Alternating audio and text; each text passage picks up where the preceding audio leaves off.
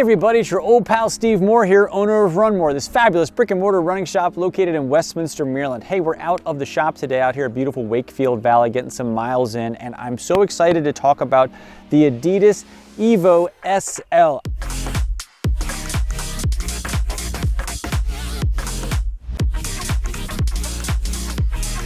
I know this shoe came out a few months ago, but honestly, like we're new brand, new dealer with Adidas, but also this shoe's just been hard to get. You know, this is a shoe that we've been asked about, that people have been curious about, myself included.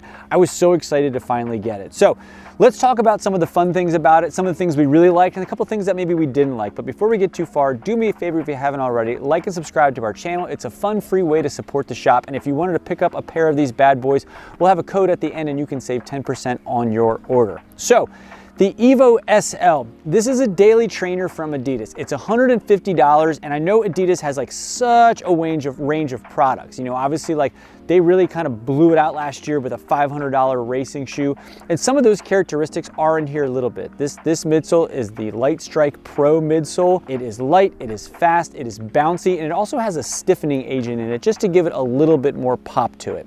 The outsole on this is made from Continental rubber, so they're using a rubber blend that's kind of usually thought of when you're thinking about cars. So it has great traction. Ironically, I've done some runs in this, but we came out here today to Wakefield and it is so muddy out here, and it was actually noticeable on this shoe that I wasn't slip sliding away in it. I felt nice and grounded into it. So I think the thing that I was really excited about this is because so many people had been hyping this shoe up, and I was excited to feel if it lived up to the hype. And quite honestly, so many of the shoes, especially last year that I ran in, it felt like they were so roly-poly. And I've been coming off a pretty serious Achilles injury, and I truly believe that a lot of that stems from so many of my mileage on shoes that just didn't have a natural sensation to like how we were actually really meant to run. Like, it's really nice having a shoe with that efficient feel to it and kind of doing some of the work for you, but I think it is sort of, it might not be the best thing for every run to be that way. And so a lot of the shoes, now that I'm kind of getting back into it, I've been really hesitant about pulling shoes that had too much of an aggressive roll to it.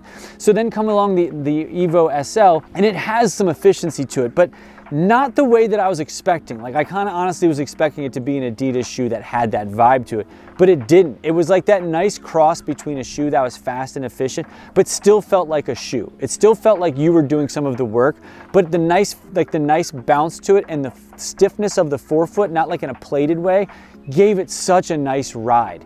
And I think the other fun thing about it, it has a unique drop. It seems like everything that I come in here and I talk these fun videos to you, it's like, this shoe used to be 10 and now it's 6, or here's a shoe that's 4. This is a 7mm drop shoe. It's like right in that awkward sweet spot, and I really like that. A lot of the stuff that I've been wearing now, I've been purposely pulling with a high drop or actually even adding a little lift to it just to give myself a little bit more heel height. 7 was like a fun change of pace. I put it on and I noticed it was different from where I've been, but lower than some other, like, you know, like a Brooks Adrenaline. It was a little bit lower, and I really liked that. I liked that drop to it. I also felt the weight was great to it. You know, I was trying to compare it against a couple other shoes, and a 9.5 on this on a men's, this is an 8.3 ounce shoe. Compare that to like the Asics Nova Blast or maybe the Mizuno Zen. Those are both light, but a little bit heavier than this version. The Nova Blast coming in closer to 9 and the Zen like a closer to 8.5, so just a pinch lighter than those, but noticeable on my foot. Also, for a shoe that is in that mid-cushion range, I can certainly put some long miles on this. There's no reason why I couldn't pump this out for some long miles and still feel fast and efficient. I think for a while, that mid-cushion category was like, I tried to stay less than 13 miles on a long run on it and look for something different for like anything past that. Sadly, I'm handing my shoes over to my friend Evan, who's doing our videos. Otherwise, I would wear this shoe tomorrow. I'm doing a longer tempo run, and I'm bummed that I can't wear this shoe for that because I really enjoyed the runs that I've had in it. And honestly, I'm always trying different things, but this has been the shoe that I'm kind of like, oh, I'm gonna go pull that again. Even though I have some other stuff on my plate that I wanted to do some review stuff on, I've been kind of excited to put this one back on my foot. The only things that like I didn't love about it, I still feel like Adidas could do a better job on the tongue and the fit situation up here. This was better than the Ultra Boost for me, but I still felt like I had to play around with the tongue. I was getting a little fold in here, like I had to take it off, put it back in. Once it was on, it was snug, it was perfect. Same thing, I wish it could just be just a pinch longer, but quite honestly, that's about it. I've been having like some bunion issues lately as well, and some of the stuff I've been pulling, I've had to go up in size. I actually am reviewing a shoe later today that's a 4E, like that's way out of what I typically wear. But with angry foot lately, I've had to make adjustments. But at 11.5, this shoe fit my foot perfect. No bunion issues.